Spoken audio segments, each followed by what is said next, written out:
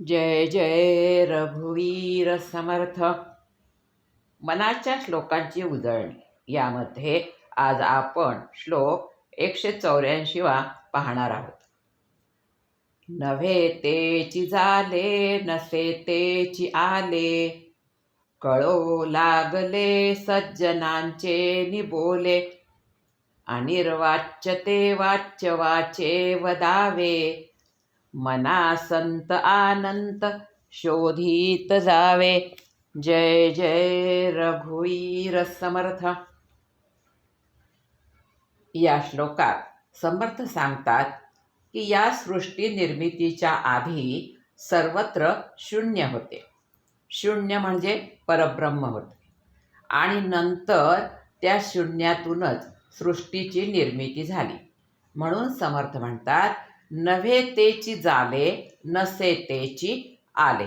अर्थात सृष्टीच्या मुळाशी जे ब्रह्म आहे ते नामरूपातीत, अव्यक्त, अवर्णनीय आणि अनुर्वाच्य आहे. अशा त्या अव्यक्त परब्रह्म स्वरूपातूनच व्यक्त सृष्टी निर्माण झाली. म्हणजे जिथे काही नव्हते तिथे हे विश्व निर्माण झाले. त्याला नाम रूप आकार प्राप्त झाला. म्हणून नसे तेची झाले असे समर्थ म्हणतात. वास्तविक पाहता हा सर्व भास आहे.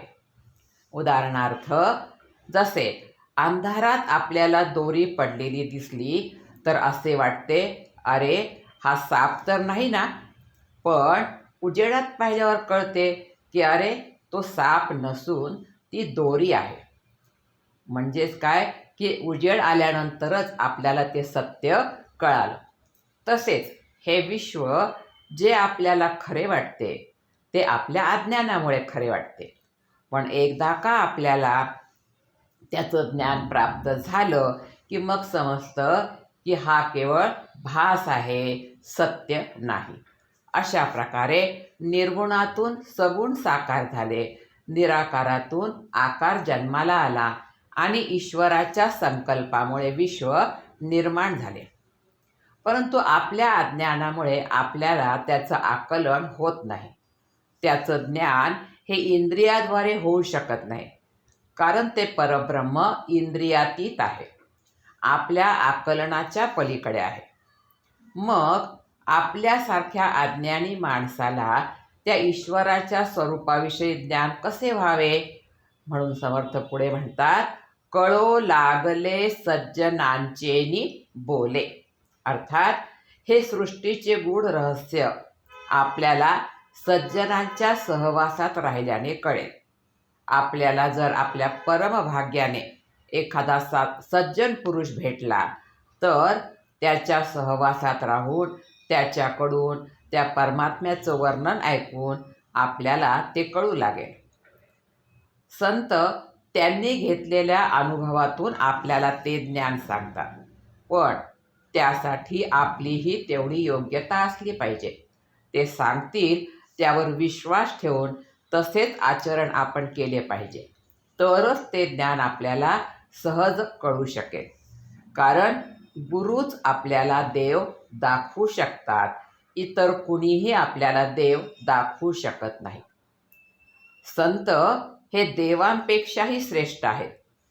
कबीरदासजींनी आपल्या एका दोह्यामध्ये म्हटलं आहे, गुरु गोविंद दोऊ खडे, काके लागू पाय, बलिहारी गुरु आपने, गोविंद दियो बताय. कबीरदासजी म्हणतात, जर गुरु आणि गोविंद दोघे जण माझ्यासमोर आले तर मी प्रथम गुरुला वंदन करेन. कारण काय तर देवाकडे जाण्याचा मार्ग मला गुरुने दाखवला. म्हणून गुरु देवापेक्षा श्रेष्ठ आहे आणि गुरुचे आपल्यावर त्यामुळे फार मोठे उपकार आहेत. पुढे समर्थ म्हणतात, अनिर्वाच्य ते वाच्य वाचे वदावे.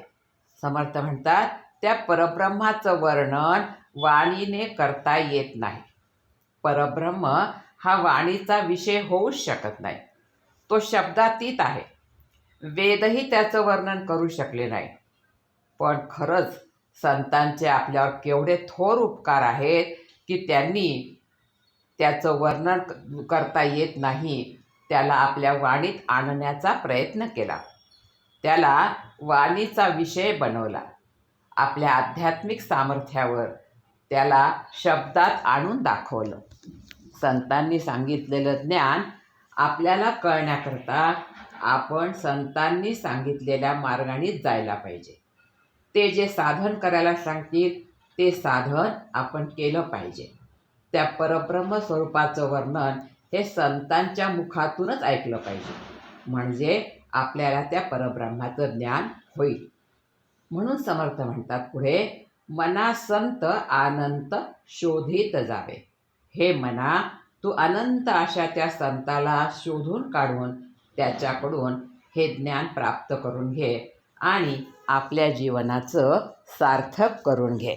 आणि म्हणूनच समर्थ या श्लोकामध्ये आपल्याला सांगतात की नव्हे तेची झाले, नसे तेची आले, कळो लागले सज्जनांचे नि बोले, अनिर्वाच्य ते वाच्य वाचे वदावे, मना संत अनंत शोधित जावे. जय जय रघुवीर समर्थ.